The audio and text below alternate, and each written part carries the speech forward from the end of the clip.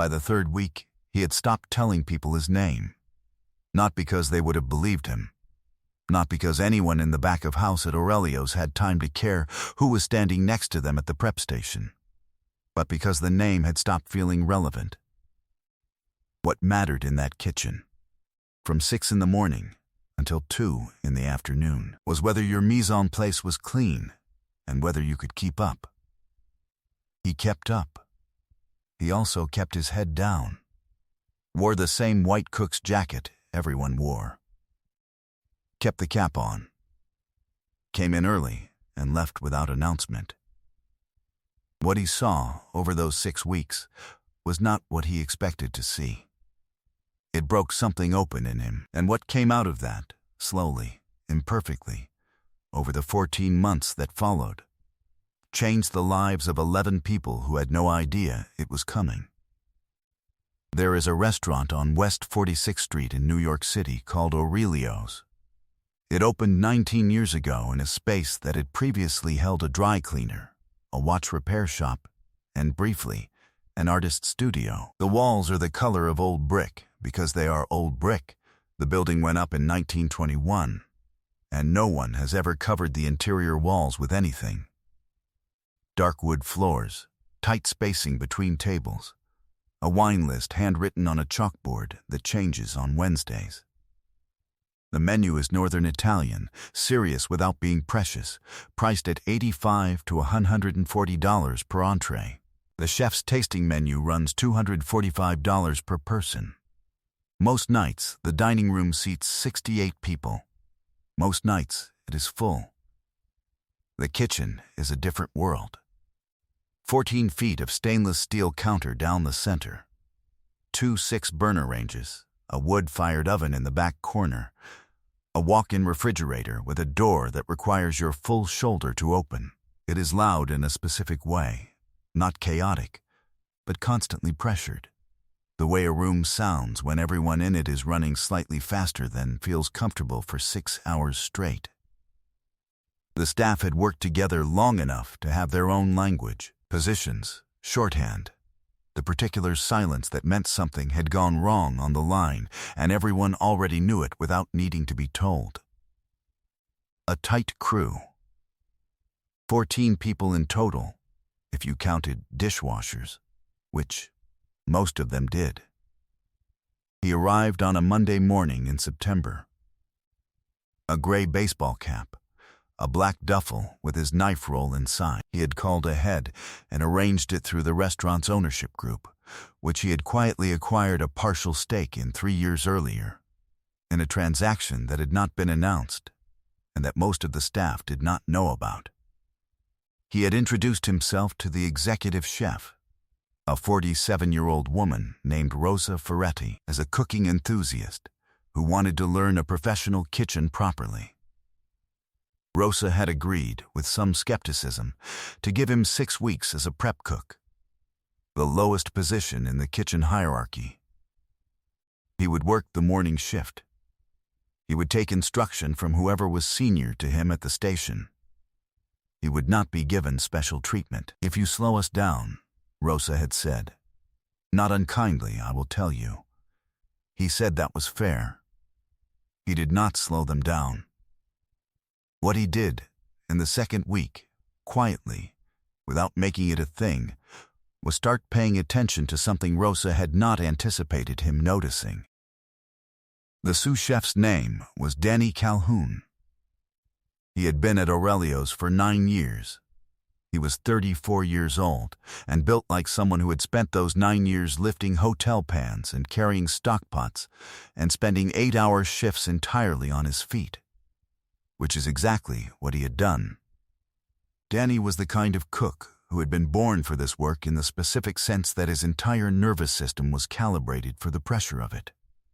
He read a ticket the way other people read a sentence, instantly, completely, without having to parse it. He could hold 7 orders in his head simultaneously and tell you without looking where each of them was in the sequence. He had the confidence of someone who had proven himself so many times over so many years that proving himself no longer required any effort. He was also, by the assessment of everyone who worked alongside him, deeply unkind in the way he spoke to the kitchen's junior staff. Not physically threatening.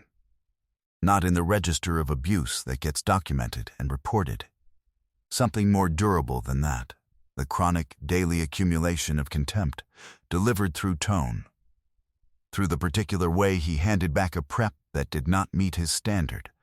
Through the 3-second pause before he responded to a question that let the person asking know exactly how he felt about being asked it. He had not always been this way. He had grown up in Inwood, at the northern tip of Manhattan, in a building that backed up against the park. His mother had worked reception at a dental office for 22 years. His father had done electrical work, union, steady, the kind of job that paid for school clothes and vacations to the Jersey Shore, but not for much more. Danny had walked into his first kitchen job at 17, a diner on Dickman Street, and had understood immediately that this was the only environment where his particular set of abilities made him the most important person in the room. He had chased that feeling for 17 years. He had earned it, genuinely and completely, by 32, and somewhere in the having of it, he had forgotten what it cost the people around him to give it to him. He did not think of himself as someone who intimidated people. He thought of himself as someone who maintained standards. He thought the junior cooks who flinched when he approached their station were flinching because they cared about doing good work, not because they were afraid of what he would say. He was wrong about this. He had been wrong about it for 3 years, and no one had told him. On a Tuesday in the 3rd week of September, Danny handed back a tray of Brunoise carrots to a 23-year-old cook named Isabel, who had been at Aurelio's for 4 months. He did not raise his voice. He simply set the tray on the counter in front of her, looked at it for a long moment, and said, "When I can tell the difference between your largest and your smallest cut from across the room, this is not usable." He walked back to the line. Isabel turned back to her board. She did not say anything. She picked up her knife and started again. Her hands were steady because she had learned to make them steady. But the man in the gray baseball cap, stationed 2 feet down the counter working through a case of parsley, had seen her face in the half-second before she turned away. He had seen that face before. Not in kitchens. In other places. In the particular moment when someone who has been working very hard realizes that the person evaluating their work is not actually interested in whether it improves. He finished his parsley, said nothing, went to the walk-in for the next item on his prep list. That evening he drove across town and sat at the counter of a place he liked on the Upper West Side and ate a bowl of pasta and wrote in the small notebook he carried everywhere. He wrote for 45 minutes. He crossed out a lot of it. What remained, when he stopped, was a question he wanted to answer before the 6 weeks were over. By the 4th week, he had come to understand the kitchen's particular architecture of silence. There were things that got said. And there were things that did not get said, and never would be said. Not in that kitchen. Not with Danny at the sous position and Rosa absorbed entirely in the work of running a 2 Michelin-star dining room that she had spent 19 years building. Rosa was not oblivious. She was occupied. There is a difference, and it matters. What did not get said, specifically, that Isabel had been looking for other jobs for 6 weeks. That Marcus, the 26-year-old grill cook who had been at Aurelio's for 2 years and was, by the quiet consensus of the morning shift, the most talented person in the kitchen after Danny himself, had stopped asking questions.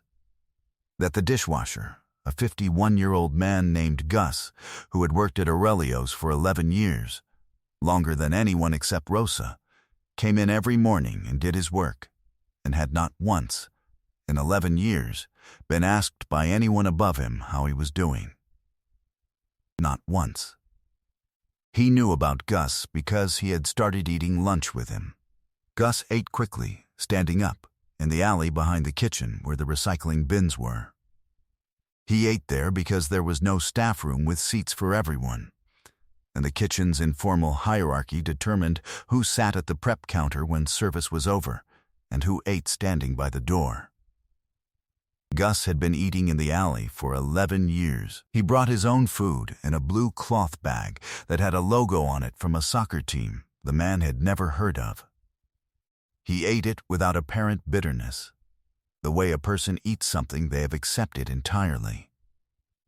On the second Monday of the 4th week, the man in the gray cap went to the alley with his own food and sat on the recycling bin next to Gus and ate. Gus looked at him sideways, said nothing. They ate in silence for a few minutes. Then the man said, "How long have you been doing this?" Gus looked at him. 11 years. What did you do before? A pause. Hotel, downtown, 8 years before that. You like it? The work? Gus considered this as if it were a genuine question, which it was. I like to be useful, he said finally. This work, you know exactly when you are useful. Every night the kitchen goes. Every night you know. The man nodded. He thought about that for a while. Does anyone up there know you've been here 11 years? Gus smiled. Not bitterly, just the smile of a man who has made his peace with a particular truth. Chef Rosa knows. Anyone else? The smile again. They finished their lunches. Gus folded the blue cloth bag. He had 6 children. The man found this out in the 5th week. Not because Gus volunteered it, but because he asked. And because when he asked, something in Gus's face changed into something that had clearly not been called on for a while. In the 5th week, he went to see Rosa. Not during service. On a Wednesday morning, before the kitchen opened, in the small office at the back that smelled like printed invoices and the particular staleness of a room where someone works very hard at a desk they rarely choose to sit at. Rosa looked up when he knocked. She had flour on her left wrist and the focused expression of a person who had already been thinking for 2 hours. I need to tell you something, he said. She leaned back. She had known for at least 2 weeks that he was not simply a cooking enthusiast. She had not pushed it. The kitchen had not suffered from his presence. He had done his work without complaint and without drama, and in 19 years she had learned to leave undramatic situations alone. All right, she said. He told her. About Isabel. About Marcus. About Gus. He was specific. He did not editorialize. He gave her dates and incidents and what he had observed, in the plain language of someone reporting what they had seen, without telling the person across from them what to think about it. Rosa listened the way she cooked, completely, without half her attention somewhere else. When he finished, she did not speak immediately. She looked at the desk. Then she said, I know about Danny. He waited. I have known about Danny for a long time. The issue is that Danny is also the reason this kitchen runs. I cannot replace what he does. I have tried to tell myself that the rest of it was. She stopped. Started again. I have told myself a lot of things about it. He nodded. What would you do? She asked. Not rhetorically. He said, I would tell him the truth, not as a warning, not as a performance review. Just the truth, directly, from someone he respects. Rosa looked at him. And if it doesn't work, then you will have done the right thing regardless. She was quiet for a moment. Who are you, actually? She said. And why does any of this matter to you the way it obviously does? He thought about how to answer that. I have been in places, he said finally, where someone saw me when I needed to be seen and chose to say something. It was not comfortable for them. It cost them something. I have been trying to figure out for 20 years what I owe for that. Rosa looked at him for a long time. She picked up her pen. Put it down again. Danny comes in at 7, she said. I will talk to him today. She talked to him. She told him, specifically and without deflection, what the people around him experienced. She told him about Isabel's face when the carrots came back. She told him about Marcus going quiet. She did not raise her voice. She did not threaten his position. She simply described what she had seen and what she had been told, and she told him that this kitchen was not going to run this way anymore. Danny sat with it. He did not say much. His first instinct, and she watched it move across his face, was to defend himself, to explain the standard he held and why it mattered. It sat there for about 4 seconds. Then something shifted. He had a daughter, 8 years old. Her name was Clara. Clara had started taking violin lessons 6 months ago and was, by her teacher's honest assessment, significantly behind where most children her age were when they started. The teacher had told Danny this in a conference he had attended alone, and Danny had driven home from that conference with something tight in his chest that had not fully loosened since. He had been thinking about what kind of encouragement would make Clara want to keep playing instead of stop. He looked at Rosa now and understood, in one specific moment, that he had been answering that question at home and ignoring it at work for 6 months. That the thing he already knew about Clara, that a person only improves in the direction of what they feel capable of, he had been refusing to know about Isabel and Marcus and the others. He said, I did not understand what it looked like from the other side. Rosa said, now you do. She gave him 2 weeks to figure out what to do with it. He needed one. He did not announce what he was doing. He simply started doing it differently. The first thing he changed was the way he returned work that was not up to standard. He still returned it. The standard did not drop. Rosa would not have permitted that, and he would not have wanted it. But the returning changed. He stood next to the person instead of across from them. He showed what needed to change and why, using his own hands on the board if it was useful, asking questions rather than issuing corrections.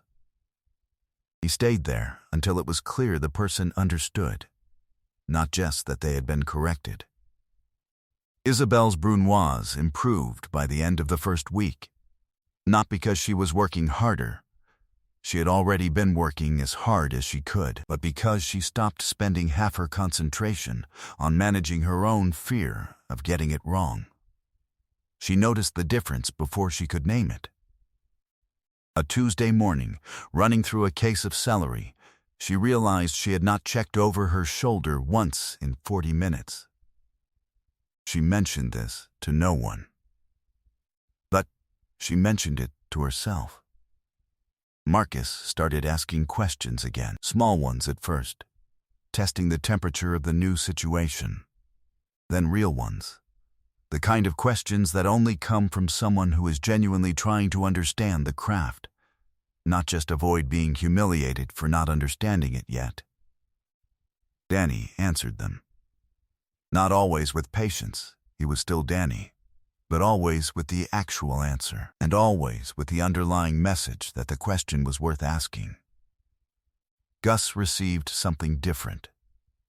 On a Friday at the end of the 5th week, Danny came to the alley at lunch.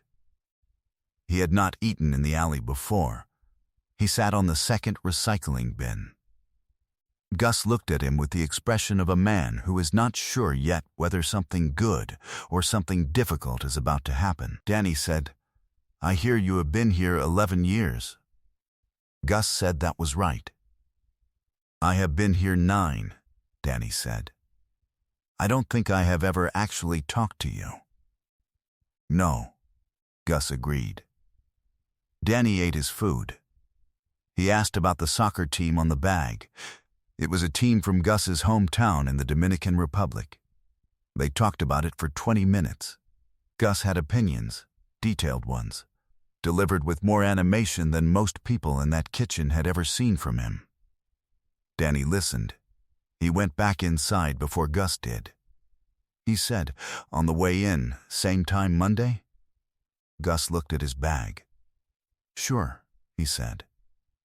On the last day of the 6th week, a Friday in mid-October, the man in the gray baseball cap worked his final shift at Aurelio's. He broke down his station at 2 in the afternoon, cleaned the counter the way he had been taught, and washed his knife roll. He said goodbye to the morning crew individually. He shook Gus's hand with both hands and held it for a moment. He said something to Isabel that made her look at the floor and then back up at him with an expression he recognized. He had seen it before. In mirrors, in other rooms. The look of someone who has been told they are further along than they knew. He found Danny at the pass. Danny had already figured out who he was. He had known for about 2 weeks. From a photograph he had seen in a magazine that a commis cook had left on the counter, he had said nothing, for the same reason everyone in that kitchen eventually said nothing. Because the work was the work, and the person was doing it, and in a kitchen that is what matters. Danny looked at him now and extended his hand. I want to ask you something, the man said. Danny waited. The thing you changed, with Isabel, with Marcus, was that hard? Danny considered it. No, he said. That's what surprised me. I thought it was going to be hard. He paused. What was hard was realizing I had waited 9 years to do it. The man nodded. He shook Danny's hand. He picked up his duffel and his knife roll and walked out through the service entrance into the light on 46th Street, in the same gray cap and the same black jacket he had worn every morning for 6 weeks. He did not look back. He did not need to. The things that changed at Aurelio's in the 14 months that followed happened slowly, and not all of them at once. In November, the ownership group, quietly through an intermediary, approved a staff room renovation that added seating for all 14 members of the kitchen team. It also added a small table in the alley behind the kitchen, with 2 chairs for the staff who preferred to eat outside. No announcement was made about why. It appeared on a Tuesday. Gus found it before anyone else did. He stood in front of it for a moment. Then he unfolded his blue cloth bag and sat down. Isabel is still at Aurelio's. She was promoted to junior line cook 8 months after the shift change. Her knife work, by the assessment of everyone who supervises her, is exceptional. She thinks about this sometimes. The specific Tuesday when she realized she had gone 40 minutes without checking over her shoulder, and she has told exactly one person about it. A friend from culinary school who was struggling in her own kitchen. She told her the full story, including the part about the man in the gray cap, whose name she had figured out eventually. Her friend asked, "What did he actually say to you?" Before he left? Isabel thought about it. He said that the kitchen was going to be better for having me in it. Not that I was going to be better. That the kitchen was going to be better. She paused. I had never heard it put that way before. Marcus became the youngest person ever promoted to sous chef at Aurelio's. He was 28 when it happened. He has a rule in the kitchen that he does not always state explicitly, but that everyone who works under him eventually understands. Questions are never inconvenient. He got this from somewhere. He knows where. He does not talk about it at work. Danny Calhoun left Aurelio's 14 months after that October. Not under difficult circumstances. He left to take a head chef position at a restaurant in Brooklyn, a smaller place, newer, where he could build something from the beginning. In his first week, before the kitchen had served a single guest, he gathered his crew and told them one thing. Not a speech. Not a philosophy. One thing. The people in this room will work better if they feel seen than if they feel afraid. That is not sentiment. That is what I have learned from experience. We are going to operate accordingly. He has a photograph of Clara in the kitchen office. She is holding her violin. She is smiling. Rosa Ferretti did not leave. She will not leave Aurelio's, not voluntarily. Not until she is done building it into the thing she has been building for 19 years. But she changed one thing the January after that October. She began holding a brief meeting on the first Monday of every month. 30 minutes. The whole team together before service. Not to discuss reservations or menu changes or performance. To discuss one question. She chooses a different question each month. In January it was, what is one thing the kitchen could do better for the people who work in it? In March, what is something you have learned here that surprised you? In September, almost exactly a year after the man in the gray cap had arrived, what does it feel like when the kitchen is working the way it should? She writes the answers down. She has a notebook she keeps in the office desk. She started it in January. It has 180 pages in it now, and she has filled most of them. I have thought a lot about what it means to walk into a place you own, even partially own, and stand at the lowest position in it. To choose, deliberately, not to be seen for what you are. Not for the experience of cooking, though he clearly loves that, but because standing at the bottom of a hierarchy is the only place from which you can see what the top of it looks like to everyone underneath it. I do not know what broke open in him. Exactly. The title says it broke him. That is not quite right. What I think actually happened is that it cracked something that had already been wanting to crack, some understanding he was circling around and had not yet found the angle to approach from. The kitchen gave him the angle. Gus eating in the alley for 11 years. Isabel going 40 minutes without checking over her shoulder. Danny not knowing what the truth looked like from the other side. These are not dramatic things. They are the kind of things that are invisible, unless you are standing exactly where he was standing, at the prep counter, 2 feet down from the person they are happening to. Most of the people with the power to change them never stand there. They move through the world at a height where it does not show. He chose to stand at the counter. I keep thinking about that. The choice of it, the quiet, unannounced, uncredited choice to go where the work is, in the same jacket as everyone else, with the same knife roll, and pay attention.